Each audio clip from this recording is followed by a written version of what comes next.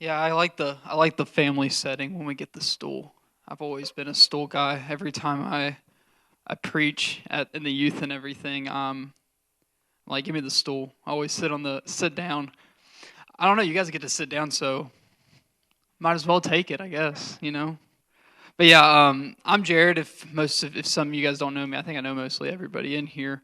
Um, but yeah, from the area, go to Faith Christian Fellowship, and just living my life for the Lord. I did 2 years. I mean, I'm going to get into this. What I'm talking about right today for you guys, um, I just kept on hearing it in my heart was just talk about your Jesus story, and that's what I'm going to do. I have a little bit to tie into it, um, just like things that I'm studying out myself right now.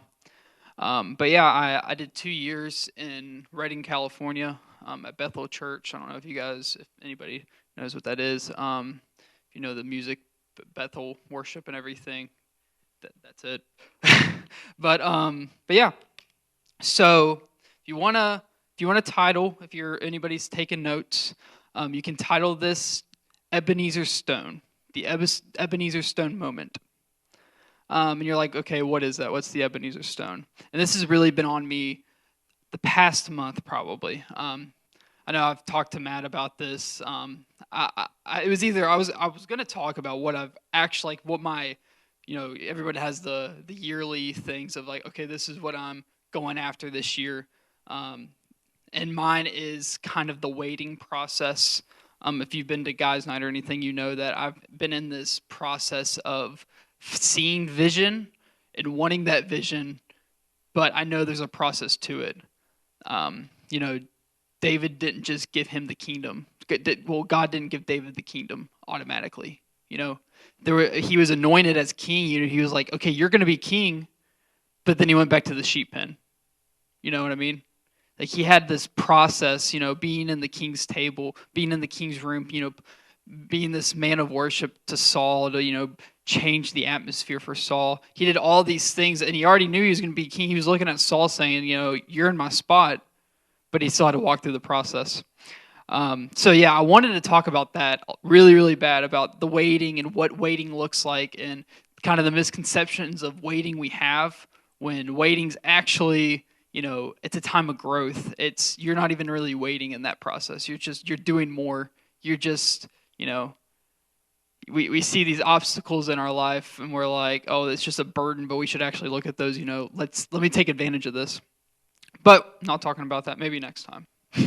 But so what's the Ebenezer Stone? So the Ebenezer Stone means the stone of help.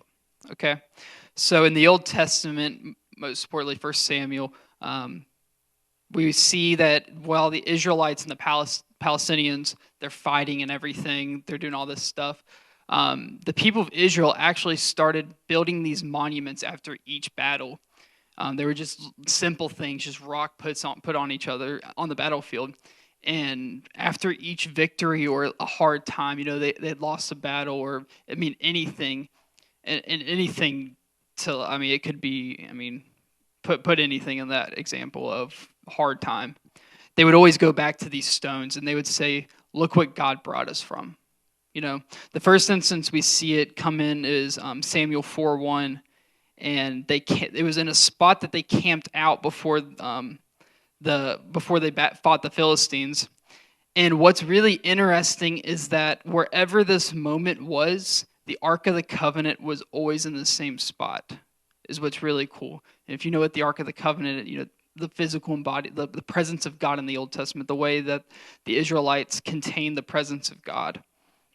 So just think about that as I go on, as I tell you my Jesus story. But I think that's super, super cool that wherever these stones were, the presence of God followed with it too. So the second time we see it in is 1 Samuel 7:12, and I'll just read you the verse. Afterwards, Samuel took a stone and he set it upright between Mizpah and Shin. He named it Ebenezer, explaining, "The Lord has helped us to this point." Before Samuel set up the stone of remembrance, the Israelites are set to fight the Philistines once again, And this is after 2 prior defeats, is what's really interesting about this. Um, we can just see that, in the story, after 2 defeats, and war is a lot different than what it is now. Back then, a defeat was bad. If you lost a battle, I mean, we're about to give up the city. That there's a line of defense to our city to them. So we know these people were down. They had just lost their brothers. They're thinking, I'm never going to see my family again, because if we lost this battle, we're bound to lose another. And we read on after the battle, Scripture says that the Lord thundered loudly against the Philistines that day and threw them in so much confusion that the Israelites actually beat the Philistines. So always remember, while you're in the battle of life, always remember your Ebenezer Stone moments. So my testimony now, after I got that all, and while I talk, I'm going to be telling you those moments that I always go back to. These moments that, that God changed my life so much. I've always say that, you can have an encounter with God, but it's to find out the true encounter, it's the fruit after. What happens after? I can have the best 6 hours of my life in worship, but what's the fruit after that? So my true moments are the ones that I truly see the fruit. And, I make it my devotion. Every time that I go into prayer now and I go into worship, I say, God, do what you want to do and change me. I want to be a different person each time I encounter him. Every single second of the day, I want to be a new person each time. So yeah, I was born in church. I'm one of those kids. From 2 years old, my dad was in the military, so we moved around when I was a baby. Moved to West Virginia. We got homestead in West Virginia. That was it. Hadn't left until I was 18. But we found our place. We were at where I'm at now, Faith Christian Fellowship. I first went there, I think I was 2 or 3. It was like 2002, 2003. But I grew up. I did church. I was the church boy in school. Everybody knew Jarod went to church, but everybody knew where Jarod went to church too. That was always the good thing. Everybody knew where I went, and all the whatever stigmatisms or whatever to our place, but that doesn't matter. But I lived it. I did it. I don't know. I always look back at the beginning and I'm like, okay, because there's so many things that I thought then, as a child, and now I look at now and I'm like, okay, my representation of Jesus was crazy. And like what I thought church was is just crazy. But I'm forever thankful for the ministry of, my church, like the kids ministry and the people who were in my lives at that moment. But I lived that. I was, all the way through middle school, elementary school, middle school, high school, Kingdom Kids, Reconnection Youth, and now. So I hit middle school, 6th grade, 12-year-old Jarod. Crazy. What a mistake. But I wouldn't say I fell off, but it was just where I grew up in the church. I always thought I had to be a certain way, act a certain way, and it was religion. I always thought, I had to be the good kid. I have to do this. I have to do that. Or if not, I'm going to lose my religion. I'm going to lose my salvation. And I remember a distinct point in 8th grade where I was in my room and my dad probably got mad at me or something. It was something silly. And I remember bawling my eyes out and saying, like, if I die, I'm not going to heaven. I was like that, like deep into religion and like not even knowing how much the Father loved me at that point. So that was middle school. It was a blur. Honestly, I'm thankful I can hardly remember any of it, to be honest. I mean, there was good moments. Me and Kyle he's been there since 2010. It's a good story. So 2010, me and Kyle's working for my papa. What are you, a junior in high school? So yeah, I'm like a junior. He's a junior. I'm 10 years old. But he's working for my grandpa over the summer, and we're doing this I don't know remember what we were doing. Yeah, on the back port, like in the back. So we go. This is my first Ebenezer Stone moment. This is something that I will remember. I can hardly. I don't remember anything from elementary school. I don't remember anything from middle school. For some reason, well, there's a reason, but I remember this moment when I was 10 years old. So we go. We are doing a retaining wall in the back of my mom-all's store. She owns Nandel's in Eleanor. So I'm always there. If you ever need me, I'm probably there doing some kind of yard work. Um, but we go to some place in South Charleston. That Nitro. He should just tell this story. But we're there. We walk in. We're getting more block, and there's this dude sitting in the chair, and he's complaining of chest pains. He doesn't look good. I remember seeing him sitting there. I mean, and they were like talking back and forth, saying, you need to go to the hospital. You need to go to the hospital. And at that moment, this dude drops, like he's dead, has a heart attack, massive heart attack, dead. I'm 10 years old. I walk into this place. I'm like, what the heck's going on? My grandpa, if you don't know him, he has one leg. Um, Dude, he's like this tall, probably 110 pounds, jumps on this dude, starts doing CPR, and this dude's dead. There's no way, because they always say to like have like perfect CPR, you have to break the sternum and all this stuff. There's no way my grandpa. I look back at it now, and I'm like, there's no way like physically he was back to life. This dude he was a big dude. So Kyle takes me outside, and we're praying, and like I don't even know if you had you had that one guy had that happened yet when that dude got hit by the car. That hadn't happened yet. So okay, you can tell that story if you want. But so we're praying outside, and this dude on a bike comes up. We're praying for this guy to be okay. I've never seen throughout church, and when I was a kid, I'd seen something like some healings here and there, but nothing crazy. But this dude's on a bike, comes on the bike. He's like, "Oh, what you guys doing?" And Kyle's just like, "Oh, we're praying for this dude. He just had a heart attack inside." Um, and we go back at it, and this dude, we can hear his bike go off. And about 10 minutes later, the dude comes out on the stretcher. Ambulance gets there, and he's alive. And dude was dead. Like I can't tell you how dead he was. The dude was dead, and as far as I know, he's still like alive and everything. We found out he had connections to our then pastor. They knew each other's. They work at Montana, yeah. So that's that moment in my life. Like I was like, okay, I would say like God is real. That was my God is real moment. I just watched a dude die at 10 years old, and it didn't even phase like it phased me. I was like, what the heck's going on? But like the power of God's love just like came on me, and his presence came on me, that instead of seeing that now as like a traumatic experience, now I can say, okay, I was in partnership with God, and now this dude's still living. This guy, like, even if, I don't know if it was, I'm just saying, if my grandpa, he did not bring that dude back to life. I'm just saying. So if it was, a miraculous, that man was brought back to life by us, praying, or if it was, the power to get my pawpaw somehow, because I just look back and I'm like, there's no way that like, there's no human explanation I can give to you that this guy came back. 2 years later, we were at that church in Charleston. Do you remember that?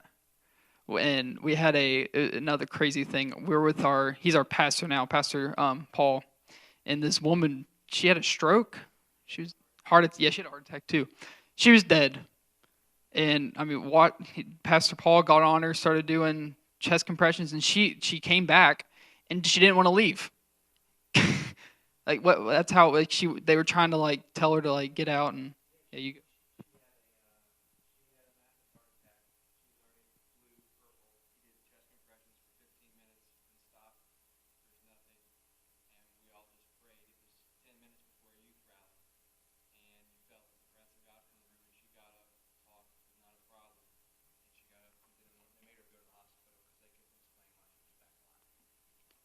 And that's a bunch of youth. I mean, I've never really talked to anybody about it, like how they felt about it. But as a 12-year-old now, two people that I can easily say that I've seen them resurrected from the dead. Like, it's just crazy stuff, crazy stuff. But anyway, back to the story. Went through middle school, got to my freshman year of high school. Um, Another, gosh, it was a time of my life. High school was beginning of high school. I just I didn't have anybody there for me. Kyle was in Bible school. All my friends were my sister's age. My sister's 3 years older than me, 4 years older than me, and they're all graduating. They're getting married. My sister literally graduated high school and got married 4 months after. Moved to South Carolina, started her own life. So like all these people that I was super close with, just gone. I didn't have anybody. At that time too, our pastor, the original pastor of my church, he had died in 2013. We went through a really, really rough, it was a rough transition. It was a rough transition for me because it was something that I didn't expect. Like, well, I expected it, but it didn't go the way I wanted it to for me as a youth.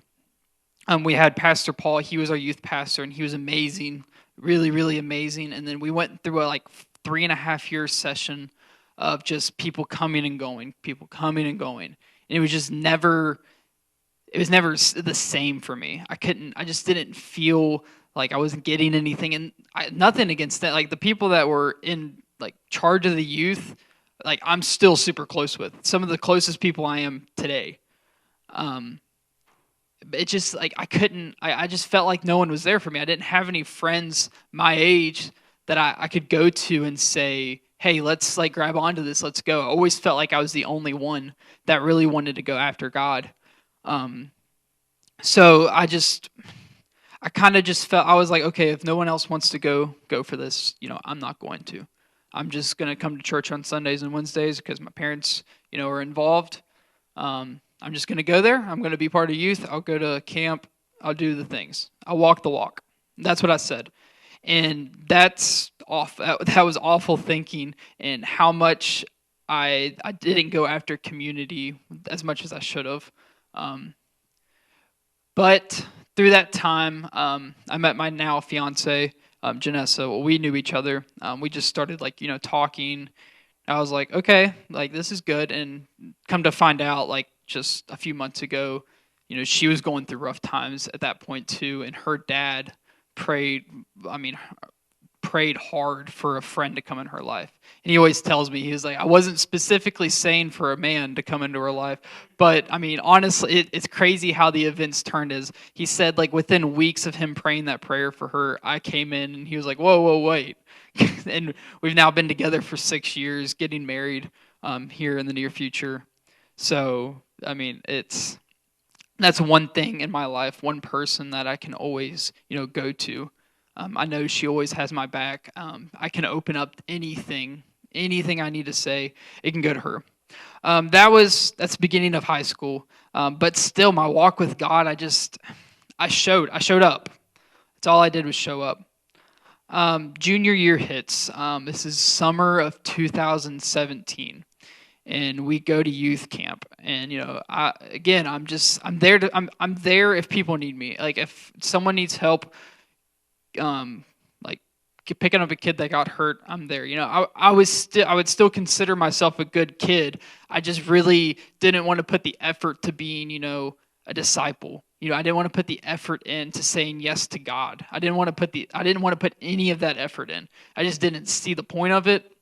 I was like, all that's going to happen if I do this, I'm just going to get hurt. Because that's the continuous cycle that kept on going through me, was if I open up my heart to somebody, they're just going to leave me. That's all that's going to happen. So 2017 camp comes around, and youth camp was always good. I always had a good time, but this year was different. I felt it to be different from the first night. The first couple of nights were really good. God was moving. And third night, Wednesday night happens. And You can ask anybody that was part of our youth that at that time. Whenever you walked into the building that day, there was something different. And it was always kind of a thing that our youth group was always going to be the ones that step out and do something. Um, we were just always the people that were on fire for God. Yeah, we were going to have fun with the games and everything, but we were there to encounter God. So we go in there. Third night happens, and I was fighting it all night. Worship breaks out at the end, and people are being touched by his presence, and I was fighting it. I was like, I don't want out. Just get me out of here. I'm ready to go to bed. It's late. It was already 10. Well, it was like 9 o'clock. I was like, let's just get over. There's one more night after, and then go home and play. Football season starts. And something just kept on tugging at me, like, you need to go up front. You need to go up front. You need to go up front. I was like, no, I don't need to go up front. And for some reason, I walked up front. So I walk up front. I'm like, okay, what am I doing here? And I was just, raising my hands, playing the part. And at that moment, I felt his presence just sit on me. It was like a weighted chest. Like if you've ever worn one of those weighted vests, walking around, do like training like that. That's what it felt like. It was like his presence was right here. It was something that I never felt before. So it was good. I was like, okay, this feels good. I know it's God, and if you would have asked me in that moment, what would have you done? Like I just said, the fruit after, I would have said, okay, that was good. God's real. Football season's coming up next week. That's how it would have been. So I walked back to my seat, and as I'm walking back, and this is how crazy his power is that someone doesn't even need to touch you, because you always see healings need to be the laying on of hands. If you need imparted with power, you got to touch their head. But no, it's not like that. That's a misconception that the church has taught us. As I was walking back, the presence just hit me, because I look back at it now, and it was probably God saying, I'm not done with you. What are you doing walking back to your seat? And as I walk back on my seat, I just fall face first on my face. Just his presence hits me, and I can't get up. I'm like, okay, what's happening? I had never fallen out before. I was like, what's happening? Because I'd seen it throughout my life at church, and I was like, I was kind of skeptical. I was like, okay, I know Holy Spirit's real. I know all of his gifts are real. But I was like, is this real? I was like, is this actually a thing, or people just do it? But I get hit by his presence, and I'm like, okay, Jesus, do what you want to do. I don't know what's happening right now. I don't know what I'm supposed to do, but I'm just going to stay here. So the session ends, and I look over to one of our other girls in our youth, and she's on the floor still, and she was one of them she's really quiet at that point. She was young, she was really quiet, and I can tell you from her background of her family, now you would say oh, okay, that's pretty normal to see, but at that point, they came from a very religious background. So I look at her being that young, and I'm like, okay, she's probably never experienced him like how I've experienced. Comparing experiences, it's not good. But I'm like, yeah, I don't know about what she thinks. So I knew, whatever was happening to her at that moment, I was like, okay, that's real. Something's happening to her. So we go over there to go get her because it's 10:30 at night, and we're like, we got to go. They're telling us to get out of the room. And all of a sudden, there's 5 or 6 of us in my youth. And all of a sudden, we just break out in laughter. It's crazy how it happened. And I had never experienced his joy like that. Never, because we see, in the upper room experience, they say, the disciples they were like, oh, they're drunk. They're drunk. They're drunk on wine. Peter snaps and he says, no, they're actually drunk on the Spirit. Holy Spirit has fallen. And it felt like a Book of Acts moment. And it got to the point where I was so erratic. There's so much in his presence that I couldn't stop. There was no stopping. even when I tried, and I remember thinking in that moment, Jarod, why are you laughing? Stop. Like, this is dumb. Why do you keep on laughing? And I was like, okay, you're like, Jarod, stop. You're faking it. You're faking it. But I couldn't stop. There was no stopping it. So long story short, we end up staying in that room, and that they ultimately, the people that were, head of the camp, we know them. Our churches do stuff together, and they're like, okay, you're good, just stay here. And it was us 5 or 6 and our youth pastor and a few other people. And it was probably 1:30 in the morning by that point. And they just said, okay, we got to get them out of here. And they ended up putting the girls in the front of the car and everything, and I got put in a trunk just to get us back into our rooms. And that was that moment in my life, I would say, was my true salvation. I had been saved when I was a kid. I was baptized by water. I'd seen miracles. I had been in church my whole life. But at that moment was when I said yes to Jesus. And from then on, my junior year happens, and I still have that void in my life. And I had some older mentors that, ultimately, some of them are not in my life anymore, which is okay. Most of them are. And I said, okay, we're just going to keep on going. I remember driving to school every single morning I went to Buffalo. I remember every morning I would turn on worship music and I would say, God, just do what you want to do in my life. I said, God, if someone walks in front of me and I need to pray for them, I'll pray for them. And, that sometimes that happened. I remember my senior year of football, we were playing a game and a kid got hit in the head and he was out cold. And she was in my youth group at the time. She was like, we need to pray. We said, okay. And it was the cheerleaders and the football guys. We all got in a circle during the game. And someone was going to say the Lord's Prayer. And I was like, no. I was like, we're going after healing for this. So I started praying and everything, going after it. And ended up the kid just had a minor concussion when we saw him in the beginning, when it happened, the dude, we wouldn't have been surprised if he broke his neck. How bad it was. He went down with his head down. You can watch the video, and it was ugly. It was an ugly play. And he just came out with a minor concussion and, was back in it the next couple weeks. So fast forward to the winter of my senior year. I always had the dream of playing college ball. I loved football. I still love football. But football was my life from 6th grade, from 4th grade to 18 years old. Football was everything. It was wake up in the morning, lift, run, go to school, lift, run after school, or football practice. Summer, it was football camps all year, the whole time. That's all I wanted to do. I wanted to play college ball, I wanted to coach. And all of a sudden, I just started losing my passion for the game. I still loved playing. I still loved watching it. I was just like, do I really want to play college football? I was like, is this really for me? And I have no idea why, because I'd say that summer I had a few offers that I was going to say, okay, after football season, I'll get back with you and I'll commit on National Signing Day.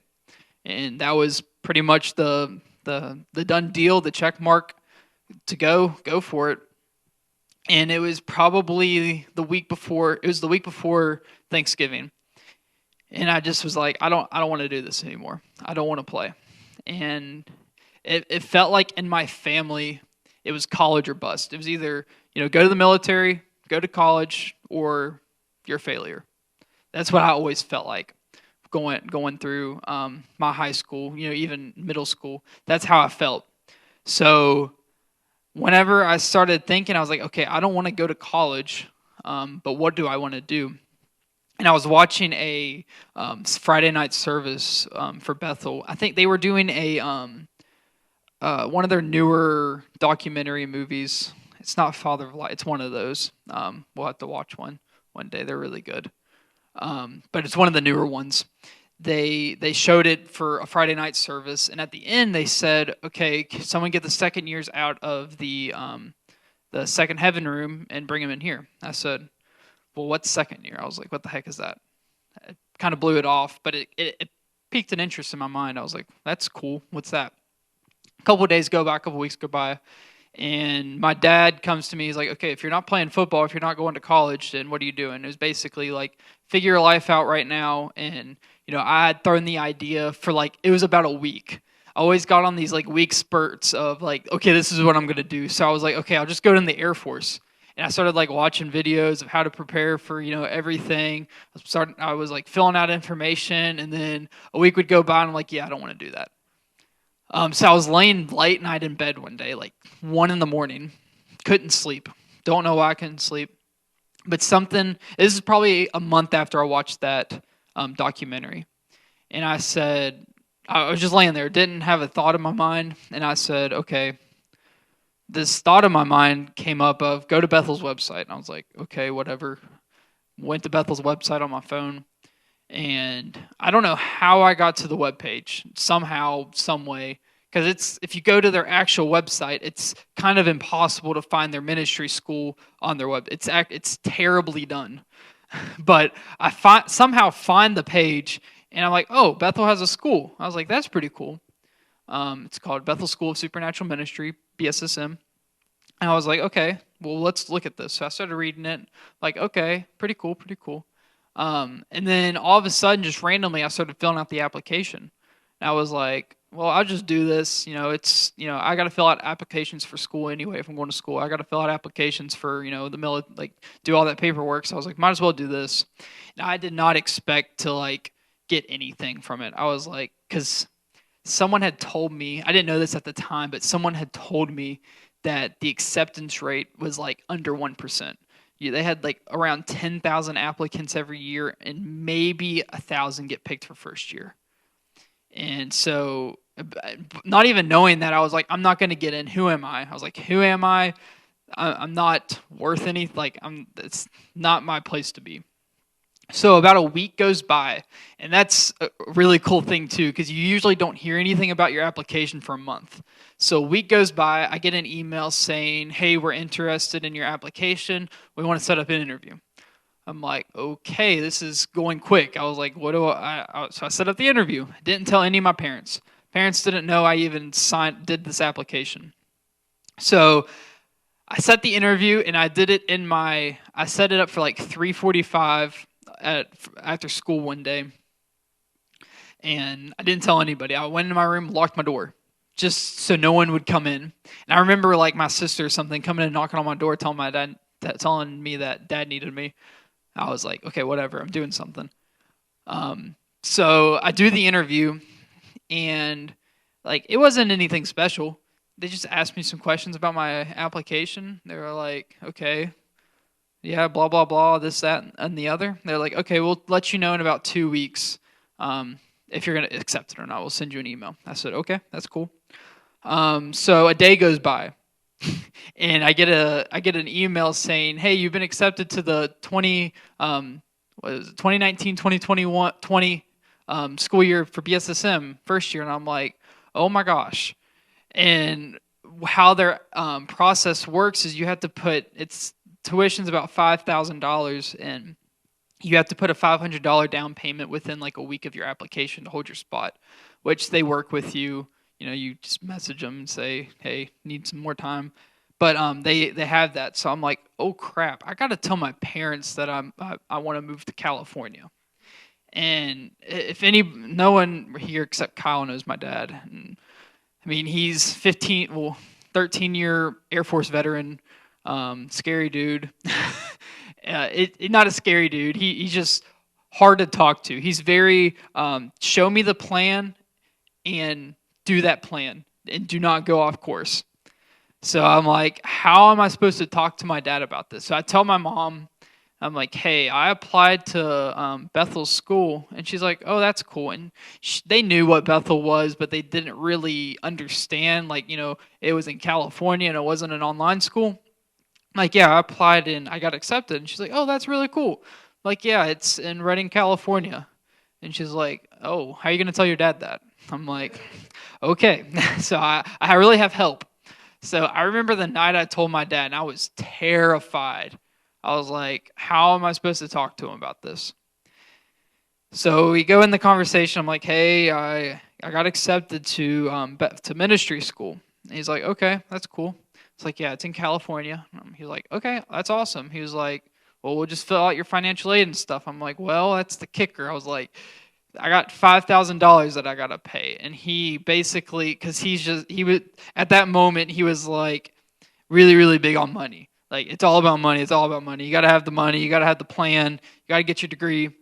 He's like, well, how are you supposed to do that? He's like, basically told me, um, I'm not helping you. You need to figure this out. You don't even have a good job because I worked at the Y at the time. I still work at the Y, but it's a different story. I was maybe working 8 hours a week, making $100 on my check. I was a senior in high school. I had a 1989 Ford Bronco that had 35-inch tires and a 3-inch lift. Like, how am I supposed to drive that to California? And he was like bringing all this logistical things, all this stuff. Like, you don't even have a plan. This isn't even part of your plan. What are you gonna do? And I said, I don't know. I don't know what I'm gonna do, but I know that I'm supposed to go. That's all I knew. I hardly even knew anything about the school really. Just like testimonies that I read through it and everything. I knew one person that went to school there, but I didn't even really like. I knew of her basically, and she did. I never really had a formal conversation with the chick. So there was a lot of tension with my family during that time, and end up going. I know you guys I told you guys did 2 years, and on the way there we stopped at all the like a bunch of Air Force bases on the way there to stay there overnight and everything, and we stopped at this one in Utah. And the chick at the counter's like at the where you go in to sign in for the rooms. She's like, "Oh, so what you guys doing? Just doing a road trip?" And explain to her going to Bible school. And she's like, "Oh, I know Bethel. That's a really cool place. That's so exciting you're going." And my dad's like ears perked up because at the time he was still not down for it. He didn't want me to go. He's like, "This is dumb. How are you supposed to pay for anything?" And like that's all I told. I remember like the first 2 days of the trip, like he kept on asking me questions about getting a job and all this stuff. I'm like, Dad, I don't know what I'm gonna do. I was like, I don't want to talk about it. So he keeps on hearing these things, and when we get into Reading, it's like basically home. Like me and him both felt like that. It was hot as oh, it was hot. It was like 120 degrees when we drove in there. But like his like eyes just perked up when we got there.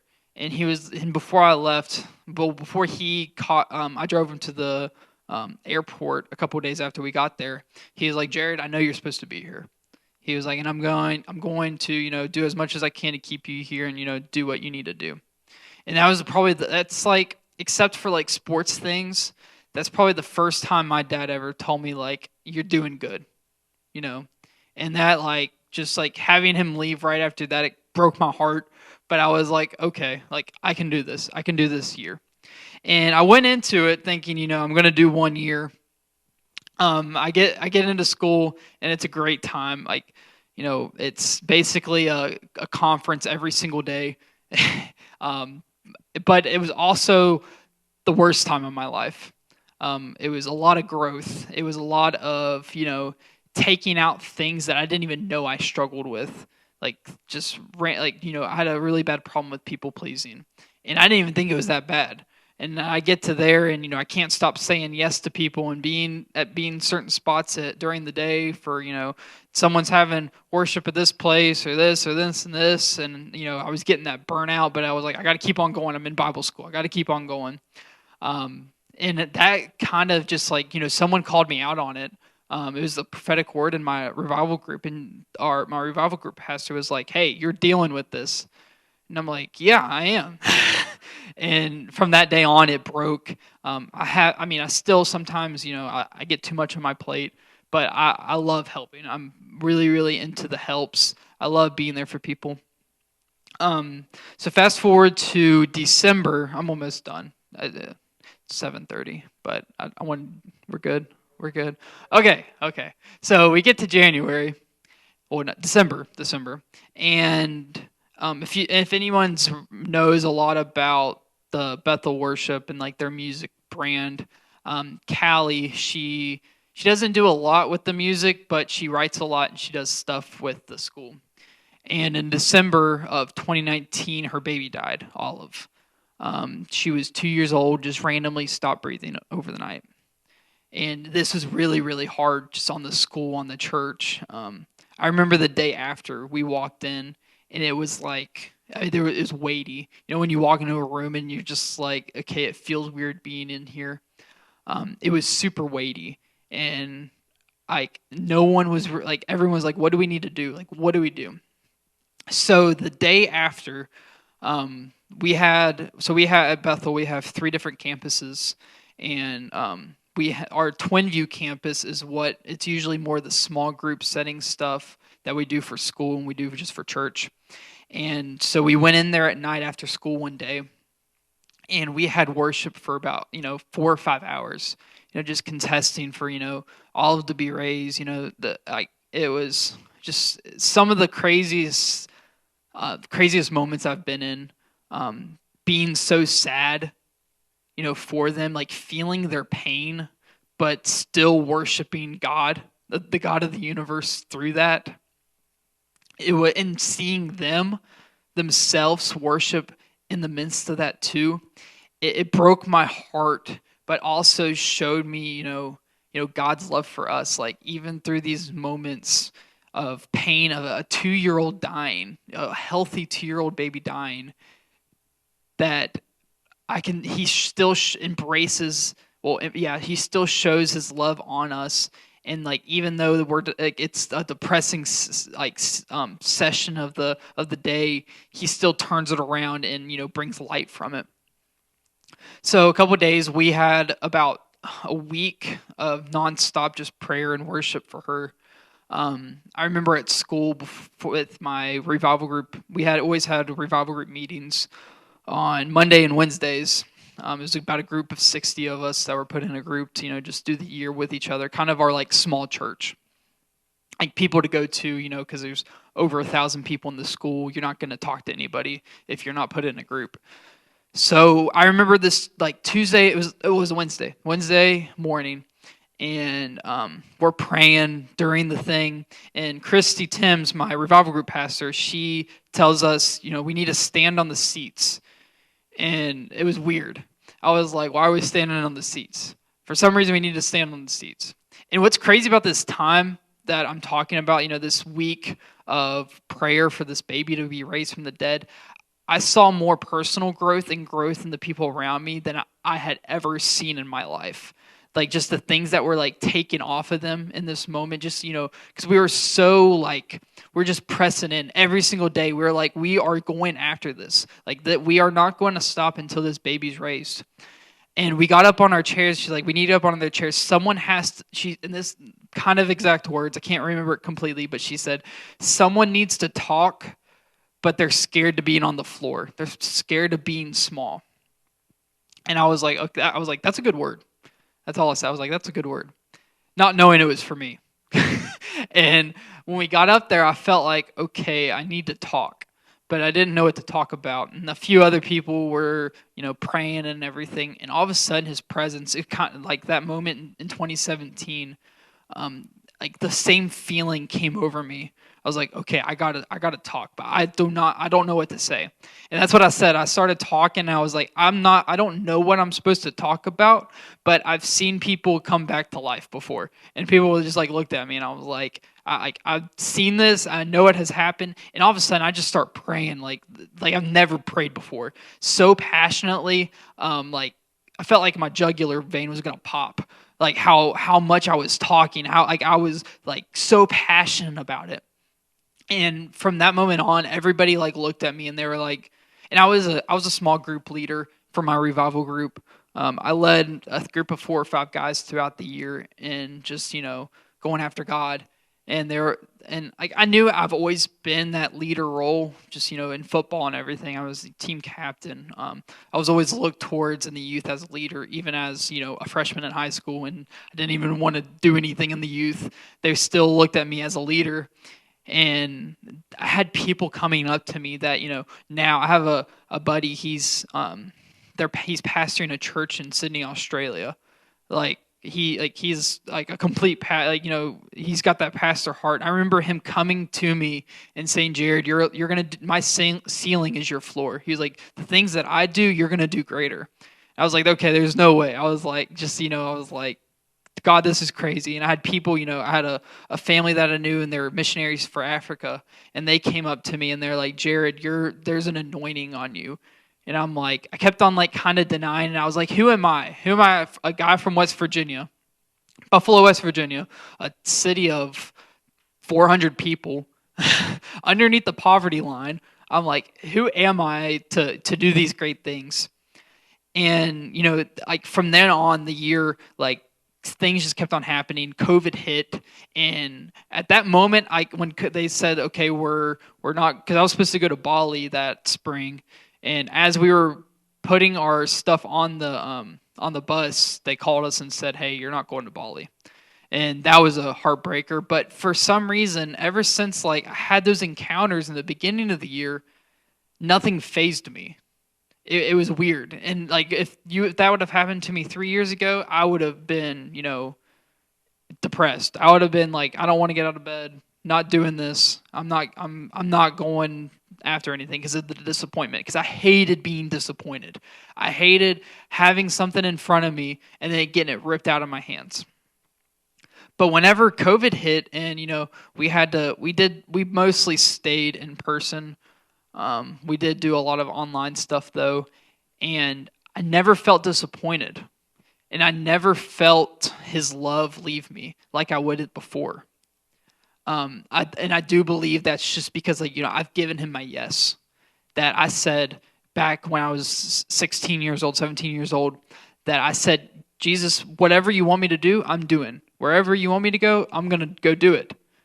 And that's what I really believe whenever we get to that point of our lives, when disappointment tries to get in us, when whatever you deal with tries to, reach its hand inside you, it won't faze you because you know the truth.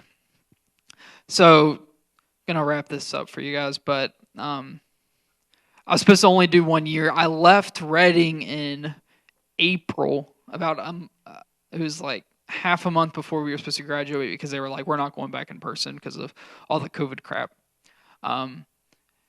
So I went home about a month early, and I said, okay, God, what do you want me to do next?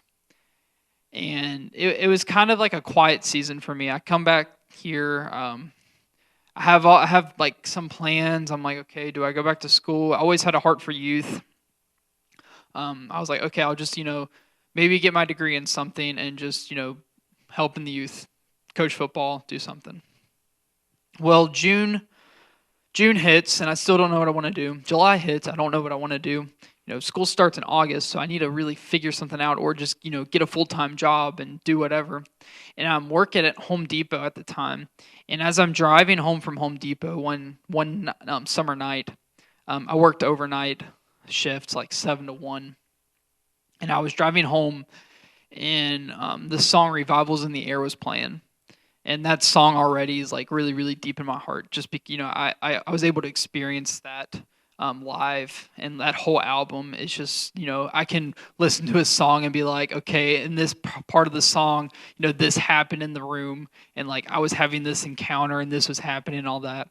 But anyway, I was playing it, and I felt a lead to like roll down my windows, and I've never been a person to like kind of like step out in the like work of prophecy, like stepping out and like doing things like in the prophetic. And for some reason, I just rolled them down. I was like, okay, God, I'll roll them down. And he was like, this is what I want you to be to the world. I want you to be the speaker, as you're driving, your presence, the anointing you have on your life, it touches everyone as you drive by and they experience my love. And I was like, okay. I was like, well, that's good, but what do you want me to do? Like, what am I supposed to be doing? So about a month before school starts, I just randomly, it was random. I get this urge. I was like, I need to go back. I need to go back to Reading. And, that conversation with my dad again was like, it was rough, but it was like, it's so much better than the last time. It was basically like that. Well, this is what I said. I'll actually tell the story before I close. So I called one of my friends while I was at work one night, and that's time zone difference, so he was still awake. And he's my me and him lived together both years. He's super close. He's a brother to me. And I called him. His name's Logan. I was like, "Well, what's going on? How's writing and everything?" He's like, "It's good." He's like, "You need to come visit me." And I'm like, "I know I need to come visit you." I was like, all this stuff. Hung up the phone. Didn't think of anything about it. And he called me the next day and he was like, "Jarod, I think you need to apply to school." I was like, "I'm not coming back like full time. I'm not doing that." I said, I'll come visit you for over Christmas or something." He's like, "No, I really think you need to do this." So I'm like, "Okay, I'm going to do this." And I told myself, I said, if I don't get a word on my application that I am because I had already done the application. I already did it. All I had to do was set an interview because they in first year they say like all of our stuff's already like carried over, so I don't have to redo the application process. All I have to do is an interview to get to for the exception, for the process of everything. And again, it takes about 2 to 3 weeks to do this. And I told God, I said, I am not going unless I'm accepted within a day. If I'm not accepted within a day, not doing it. So me and my dad are changing a transmission in a 94 4Runner. And I told him, I was like, "Hey, I got to do this interview." He's like, "Okay, just let me know how it is." And I told him a day. I was like, I said, if I don't hear tomorrow if I'm accepted or not, I was like, I'm not going. And Dad said, "That's perfectly okay." He's like, "Do what you need to do." I said, "Okay." So I go into the interview and we start talking. She's like, "So how's your summer been?" I'm like, "It's been good. It's been good." And she's like, "All right." She's like, "Well, I talked to Christy, my RGP, my revival group pastor. She had a lot of good words about you." I'm like, "Oh, well, that's good. I miss her." She was like, "Yeah, so you're coming to Reading next year." And I was like, "Wait, what?" And she's like, "You're accepted in the second year." And I'm like, "Okay." So I told God a day, and it was literally a 2-minute phone call that they said, "Okay, you're accepted in the second year. We'll see you here in September."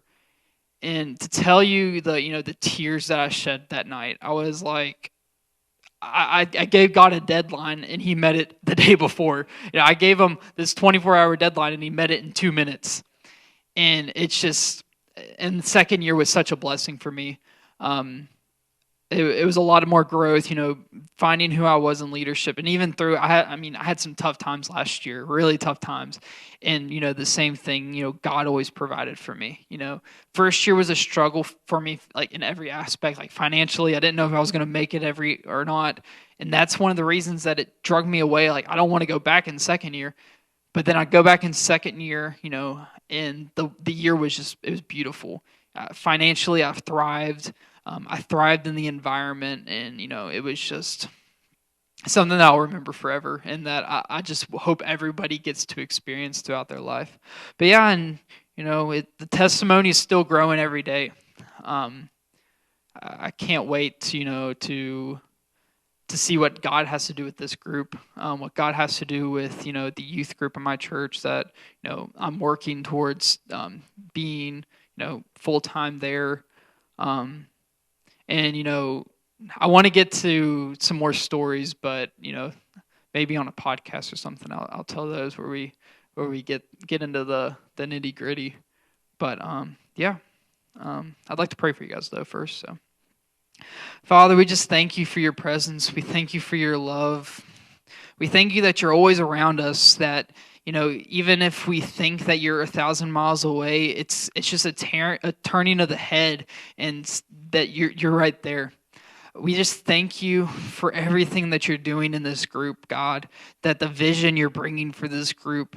We thank you for the next year, even the next weeks as we come into this new season of just going after you through worship and through prayer. We want more of you, and that's all we can say is that. We don't care what it looks like. We don't care, what we have to do, but we're coming after you. And we pull heaven down, and we just come to experience your glory, God. I just thank you for everybody in this room, that they have a call and a purpose in life. That there is a specific purpose in every single person in this room for your glory. that they are going to do things that, they might not see the fruit in their lifetime, but their legacy will go on and on and on forever. That legacy is so important to this group of people that we're not going to stop until we take our last breath. That our last day of ministry on earth is our last breath, Father. We just thank you. We love you.